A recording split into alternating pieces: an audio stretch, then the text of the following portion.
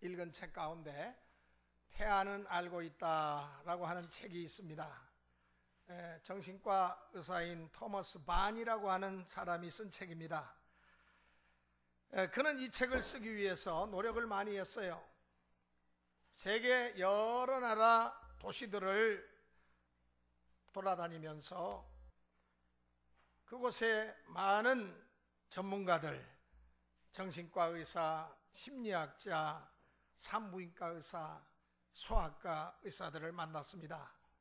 그리고 수백 명이 넘는 임산부들을 진료하면서 차근차근 자료를 정리했습니다. 한마디로 태아는 생명체로 모태에 자리 잡는 그 순간부터 단순한 핏덩어리가 아니라는 것입니다. 태아는 어머니 뱃속에서 잉태되는 그 순간부터 지각이 살아나기 시작합니다. 보고, 듣고, 느낀다는 말씀입니다. 어머니의 생각이나 감정을 알아차립니다. 6개월부터는 이 태아가 정신적인 활동을 하는 어엿한 인격체라는 사실을 그는 확실히 발견했습니다. 더욱이 태아를 태 속에 담고 있는 이 어머니의 감정, 즉 희로애락이 이 태아에게 직접적인 영향을 미친다는 사실입니다. 굉장히 중요한 일이죠. 저자 토머스 바니 박사는 어떤 임산부를 만났는데 그녀가 임신 6개월이었습니다.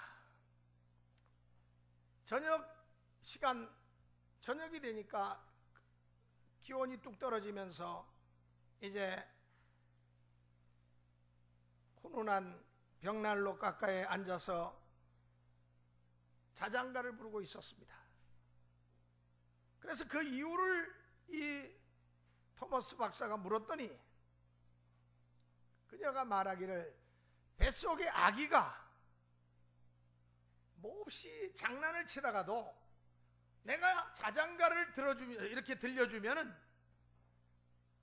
순간적으로 순식간에 아주 조용해진다는 거예요. 그러니까 아기가 어머니 뱃속에서 노래를 듣고 그 엄마의 감정을 따라서 즉각적으로 반응을 하고 또 이 어머니와의 교감이 그대로 이루어지는 이 연대성을 가지고 있다는 사실입니다. 이 사실을 깨달은 과거 우리네 조상들도 그래서 태교를 중요시했습니다. 태교를 강조했어요. 우린 여기서 또한 신앙적인 태교가 얼마나 중요한가를 재확인해야 할 것입니다. 오늘 신명기 6장 4절로 9절 말씀은 이스라엘의 국민교육헌장, 아마 여러분 지금 어린이들이나 중고등학생들은 모를 거예요. 목사님 세대에는 국민교육헌장이라는 게 있었어요. 그래서 초등학교에 들어가면 국민교육헌장부터 외웠습니다. 이 국민교육헌장이 우리나라의 교육의 지표예요. 이 이스라엘은 쇠마라고 하는 국민교육헌장이 있는데 오늘 이 본문입니다.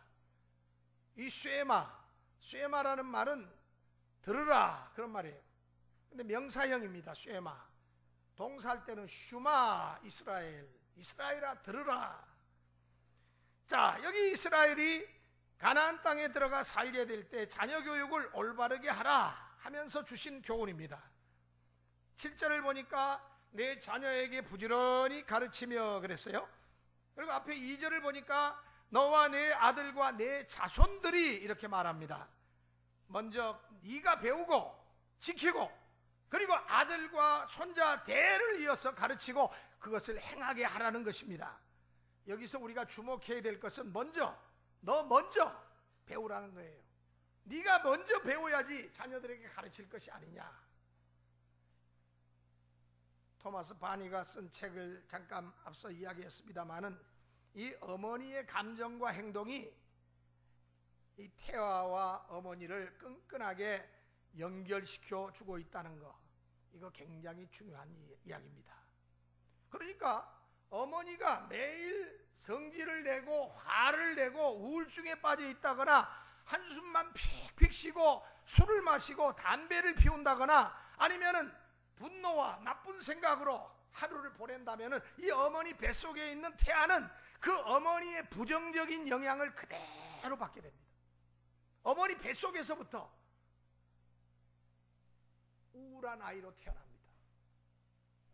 어머니 뱃속에서부터 성깔 있는 아이로 태어납니다. 그러나 어머니가 기뻐하고 감사하고 찬송하고 기도하고 성경을 날마다 읽고 또 뱃속에 있는 아기하고 대화를 나눈다면 아마 그 뱃속에 있는 태아는 건강한 정서를 어머니로부터 전달받게 되는 것입니다.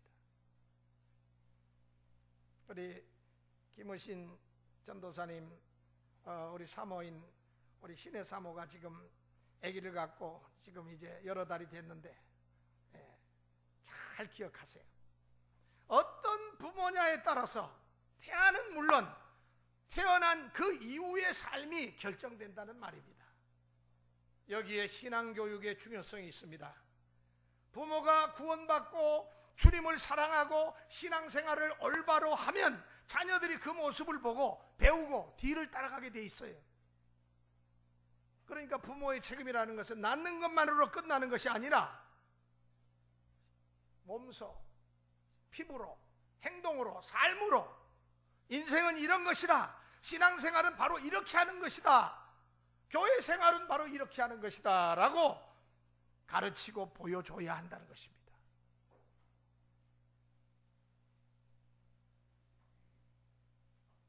그리고 자녀들이 그 뒤를 따르도록 해야 합니다. 그런 면에서 부모의 책임은 너무나도 크고 중요하다고 볼 수 있어요. 자, 그러면 자녀들에게 무엇을 그러면 가르쳐야 될 것인가? 세 가지로 생각하면서 함께 은혜를 나누기를 원합니다. 첫째로 하나님에 대해서, 이 신앙교육에 대해서 가르치라는 것입니다. 신명기 6장 2절을 보면은 우리 한번 신명기 6장 2절을 같이 읽겠습니다. 다 같이 시작.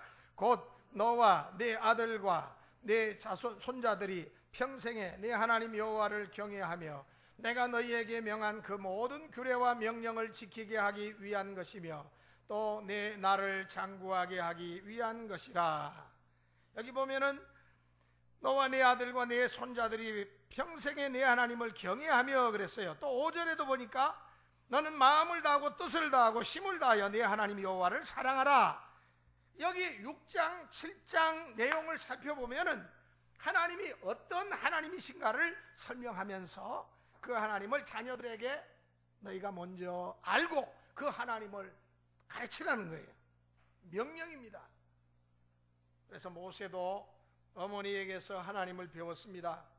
사무엘도 어머니에게서 하나님을 배웠고 기도를 배웠습니다. 그래서 그들이 이스라엘의 위대한 지도자로 나타날 수가 있게 되었던 것입니다. 미국의 에이브러함 링컨 대통령도 어머니의 기도와 가르침 때문에 그가 성공했어요. 너무너무 가난한 가정에서 자랐잖아요. 예? 중고등학교, 대학을 졸업 못했는데도 하나님께서 그를 학벌을 보지 않는 변호사 시험을 봐서 합격하게 해서 그 인생을 일으켜 주셨습니다.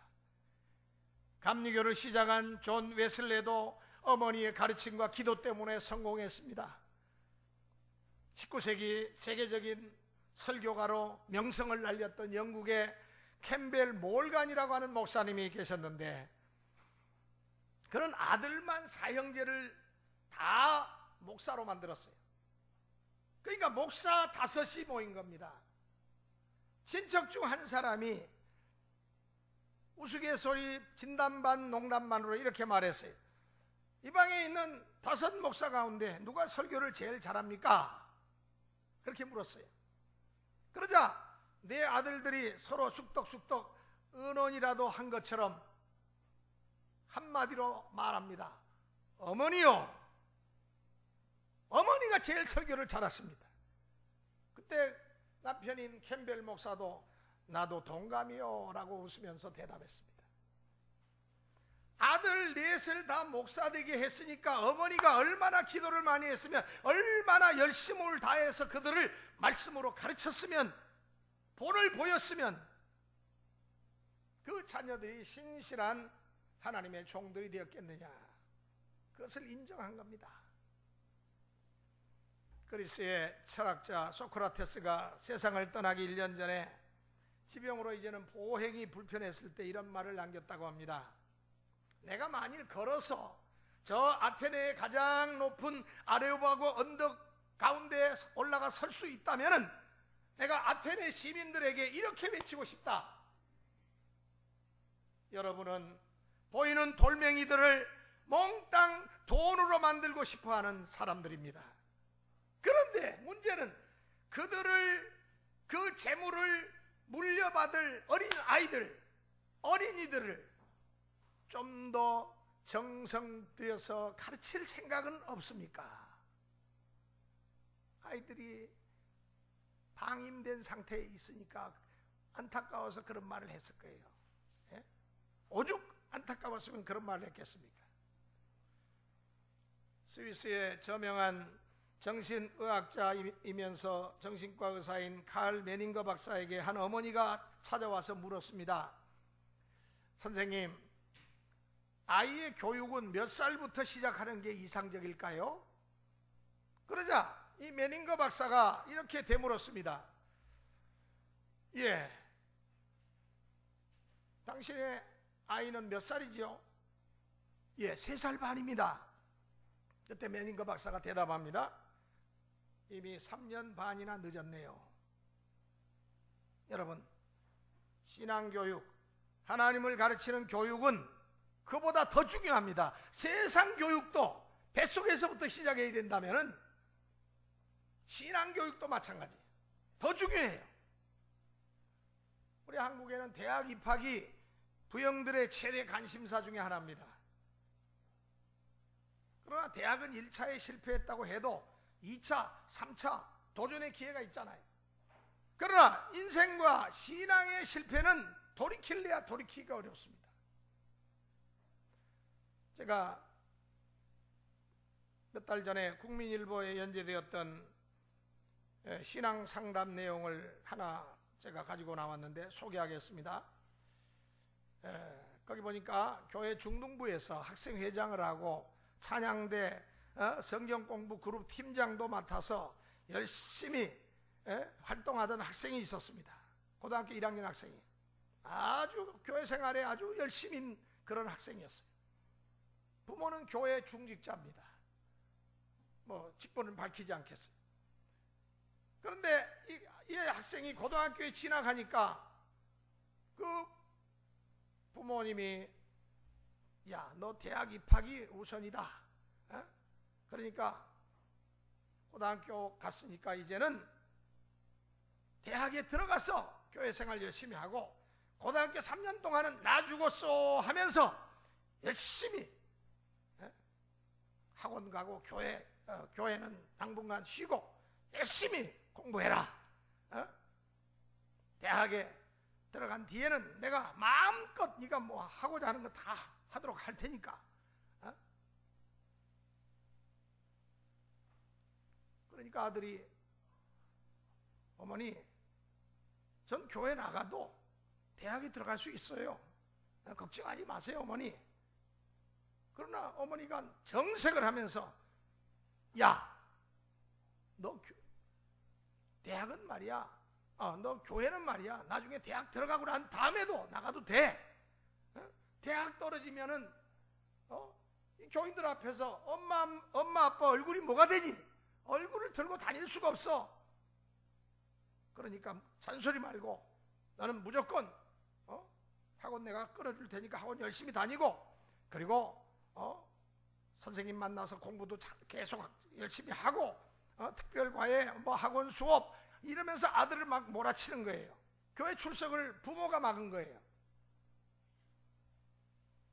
재수 끝에 서울에 있는 뭐 대학에 들어갔습니다. 이후 4년 동안 아들의 영혼은 악한 영혼의 지배를 받게 됐어요.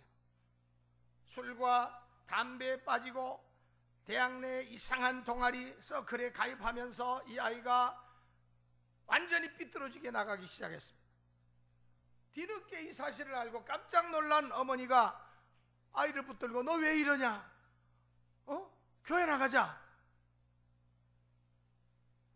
권유를 했지만은 튈 듯이 아들이 하는 말입니다. 가지 말라 할 때는 언제고 이제 와서 다시 교회 나가자고요? 내 인생 내가 알아서 할 테니까 끼어들지 마시오 하면서 아이가 박차고 나가더라는 거예요. 부모 품을 떠나버린 겁니다. 때를 놓쳤어요. 뒤늦게 가슴을 쥐어뜯고 땅을 치고 통곡해도 그 자식은 돌아오지 않습니다. 여러분, 무엇이 성공입니까?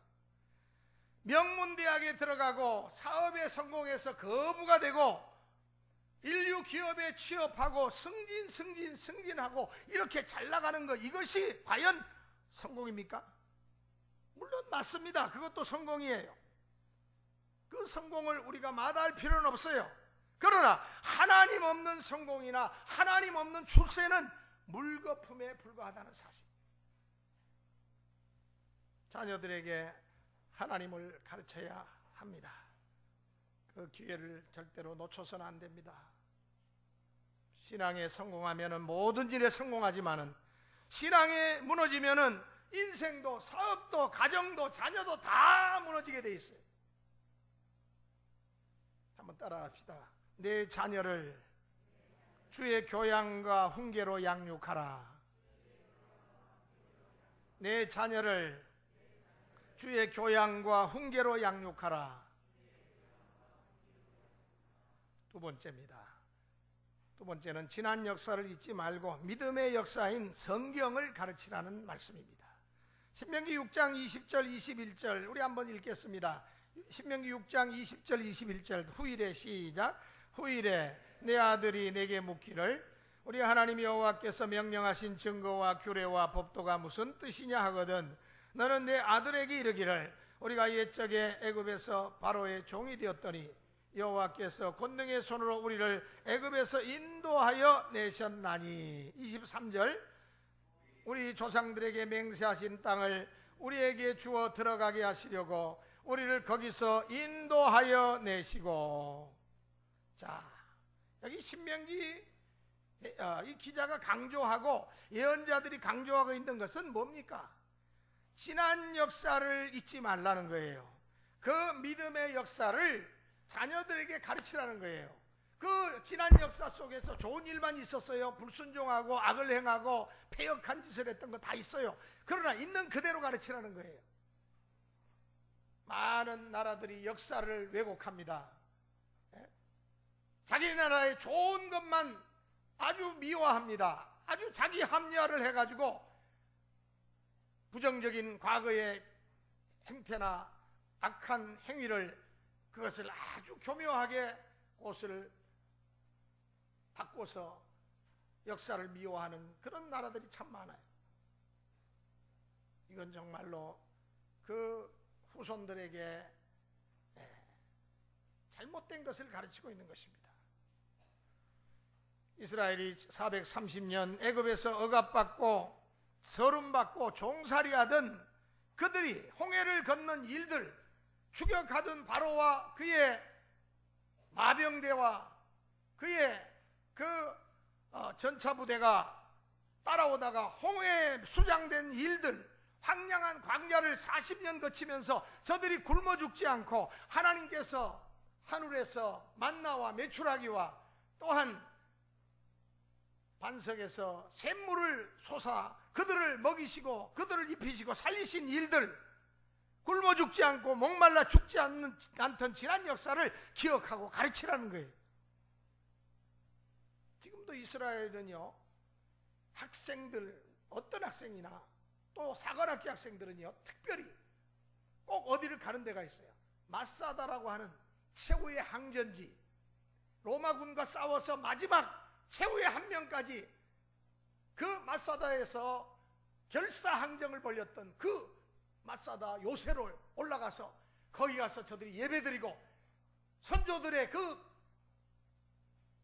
피나는 그 항쟁의 그 지난 역사를 되풀이하면서 우리들도 선배들의 선조들의 그와 같은 뒤를 이어서 이 나라를 지키리라, 이 나라의 초기와 같이 죽어가는 이 나라를 위한 한 톨의 흙이 되리라, 그렇게 거기서 맹세를 하는 거예요.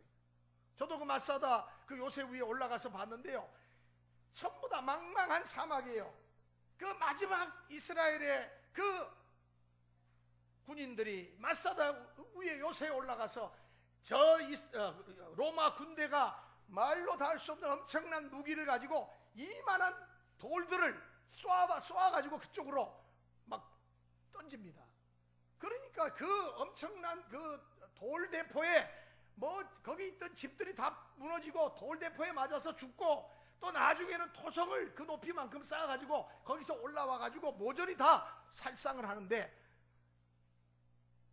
끝까지 저들이 최후의 한 사람까지 그곳에서 장렬하게 싸우다가 남은 사람들이 결국에 가서는 스스로가 다 그렇게 목숨을 바치는 그러한 그 마사다의 그 역사의 교훈을 저들이 잊지 않으려고 애를 쓰는 것을 봤습니다.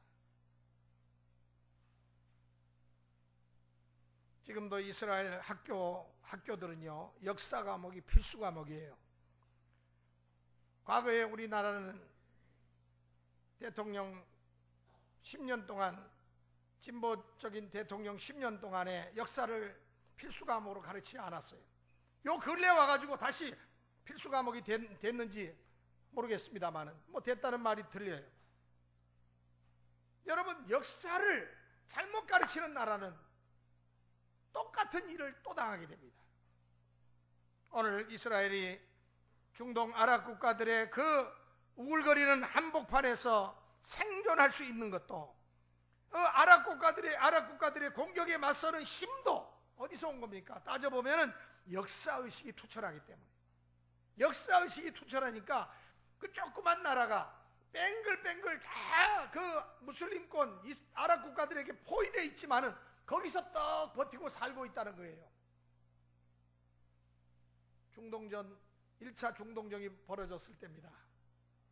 미국의 유학가에 있던 이스라엘 학생들과 아랍 국가에서 유학 온 학생들, 두 나라의 학생들, 그 두 부류의 학생들이 어떤 태도를 취했는지 아십니까?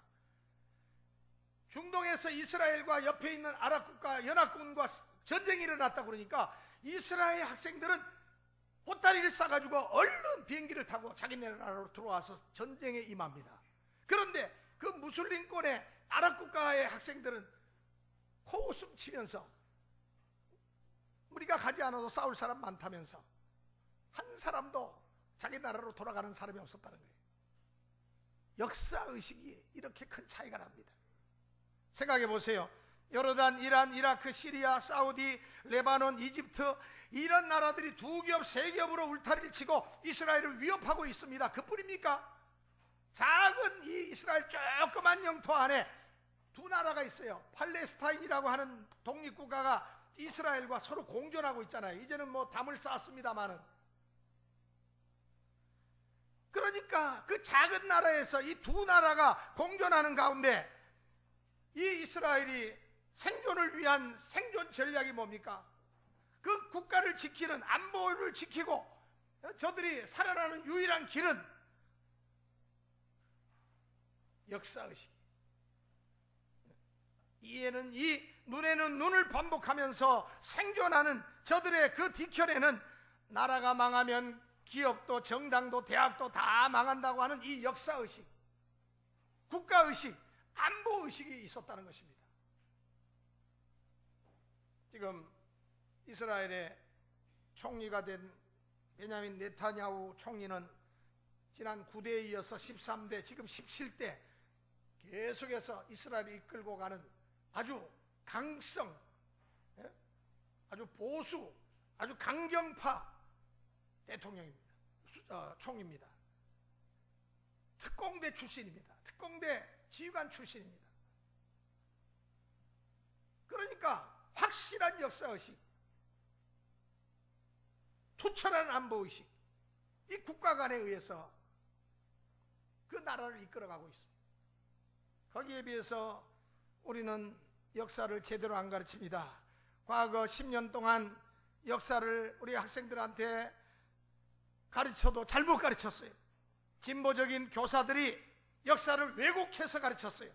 그러니까 3.1절도 모르고 8.15도 모르고 6.25도 남한에서 북한을 침략했다는 거예요. 이렇게 엉터리로 역사를 가르치니까 이 나라가 이게 참 이렇게 혼란에 혼란을 거듭하고 있는 것입니다. 엊그저께 일어난 사건도 왜곡하고 해석을 제멋대로 하는가 하면은 정략적 도구로 끌어내리고 있는 오늘 우리의 현실을 보면서 역사교육 정말 똑바로 해야 됩니다.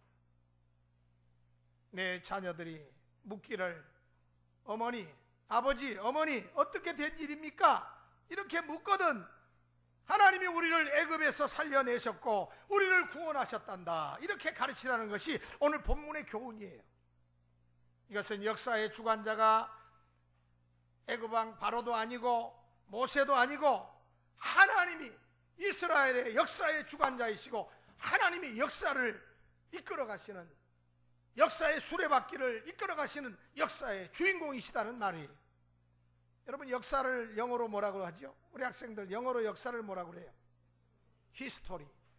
여러분, 인간의 지나온 일들을 통틀어서 역사, 히스토리라고 합니다. 그러나 기독교는 역사를 His story, 그분의 이야기. 그분이 누굽니까? 하나님의 이야기입니다. 예수님의 이야기입니다. 다시 말하면 인간의 역사가 아니라는 겁니다. 하나님이 주관하시고 하나님이 이끄시고 하나님이 다스리시는 역사라는 거예요. 인간 역사는요, His story예요. 하나님의 이야기입니다. 이스라엘의 역사 교과서가 뭔지 아세요? 성경입니다. 성경. 신명기 6장 7절 9절을 보면은 내 자녀에게 부지런히 가르치라 그랬어요. 집에서나 길 갈 때나 누울 때나 일어날 때 강론하라 그랬어요. 말씀을 손목에 매라, 미간에 붙이라, 문설주와 바깥문에 그 말씀을 써 붙이라 이렇게 말했습니다. 우리도 자녀들에게 하나님의 역사, 우리 민족의 역사를 제대로 가르쳐야 할 것입니다. 마지막으로 바로 사는 법을 가르치라고 말씀합니다. 신명기 6장 18, 19절을 한번 읽겠습니다. 18절, 19절 다 같이 시작. 여호와께서 보시기에 정직하고 선량한 일을 행하라. 그리하면 내가 복을 받고 그 땅에 들어가서 여호와께서 모든 대적을 내 앞에서 쫓아내시겠다고 내 조상들에게 맹세하신 아름다운 땅을 차지하리니 여호와의 말씀과 같으니라. 그리고 한 장 넘어가서 7장 3절에 보면은 그 3절 이하에 가나안에 들어가 거기 살고 있는 원주민들의 아들, 딸들과 혼인하지 말라, 결혼하지 말라, 다른 신들을 섬기지 말라, 우상들을 불태우라, 이런 말씀이 거기에 나와 있습니다. 그러니까 하나님을 알기 전에는, 예수 믿고 우리가 구원받기 전에는 아무렇게나 내 멋대로 살아도 문제가 되지 않았습니다. 그러나 하나님의 자녀가 된 이후부터는 하나님의 자녀로서 합당한 삶을 살아라, 복음에 합당한 삶을 살아라, 바르고 올바른 삶을 살아야 될 의무가 있다는 것입니다. 미국이나 유럽 사람들은 개를 애완동물 1호로 꼽지요. 뭐 우리나라도 요즘 유럽 못지 않습니다만은 애완견에 대한 책임의식은 그렇게 투철하지가 못해요. 조금 키우다가 마음에 안 들면은 아무데나 갖다 버리는데 유기견들이 그렇게 많습니다. 그러나 서양 사람들은 대체적으로 한번 그 애완동물을 키우면은 평생 가요. 끝까지 가요. 여행할 때도 데리고 다니고 호텔에서도 같은 방에 투숙을 합니다. 예? 그래서 외국 호텔은요, 이 방 잘못 만나면은요, 개소리 때문에 잠을 못 자는 경우가 있어요. 옆에 개가 막 잠 안 자고 막 짖어대거나 그러면은 그렇다고 해서 그 나라는 개가 뭐 이렇게 뭐 좀 힘들게 해도 웬만하면 참습니다. 그 컴플레인 잘 안 해요. 이해하니까, 짐승이니까. 뭐 개가 길거리나 방 안에서 아무데나 오줌 싸고 방뇨 똥 싼다고 그래가지고 욕하거나 발로 걷어차는 일도 없습니다. 당연히 그런 줄 알아요. 그러나 우리 사람은 개처럼 짐승처럼 굴면 안 됩니다. 생각하는 것도 말하는 것도 행동하는 것도 하나님의 자녀다워야 합니다. 그래서 자녀들에게도 바로 믿고 바로 사는 법을 가르쳐야 하는 것입니다. 그러면 어떻게 하나님께서는 그렇게 사는 사람들을 어떻게 하나님께서는 관리하실까요? 신명기 6장 25절. 자, 6장 25절 읽고 마치겠습니다. 6장 25절 다 같이 시작. 우리가 그 명령하신 대로 이 모든 명령을 우리 하나님 여호와 앞에서 삼가 지키면 그것이 곧 우리의 의로움이니라 할지니라. 그러니까 뒤에 가서 7장 12절에도 너를 사랑하여 주신다, 복을 주신다, 내 소생에게 은혜를 베풀어 주신다, 너를 풍성하게 하시고 번성케 하신다. 그리고 8장 1절에 보니까 그리하면 너희가 살고 번성하고 그 땅을 차지하리라. 한마디로 하나님의 말씀 앞에 온전한 믿음의 삶을 살면은 은혜와 축복을 주신다는 약속입니다. 호세아 6장 3절 말씀을 결론으로 삼고 마치겠습니다. 그러므로 우리가 여호와를 알자, 힘써 여호와를 알자. 그의 나타나심은 새벽빛같이 어김없나니 비와 같이 땅을 적시는 늦은 비와 같이 우리에게 임하시리라. 가정에서, 교회에서 하나님을 가르쳐야 되겠어요. 내가 먼저 이것을 알고 배워야 됩니다. 그 다음에 우리 자녀들에게 하나님을 가르쳐야 됩니다. 하나님을, 역사를, 바른 삶을 배우고 가르치는 일에 우리 모든 교우들이 더욱더 힘을 쏟으신다면 하나님께서 참으로 우리에게 놀라운 은혜와 축복으로 함께 하실 줄로 믿습니다. 어린이 꽃주일 참으로 아름답게 믿음 안에서 우리 어린이들이 자라기 위해서 저들을 위해서 특별히 기도해 주시고 특별히 저들을 그리스도의 사랑으로 이끌어 하나님의 영광을 위해서 쓰임받는 신실한 어린 심령들이 다 될 수 있도록 더 많은 관심과 사랑을 부어주시기를 바랍니다. 기도하시겠습니다.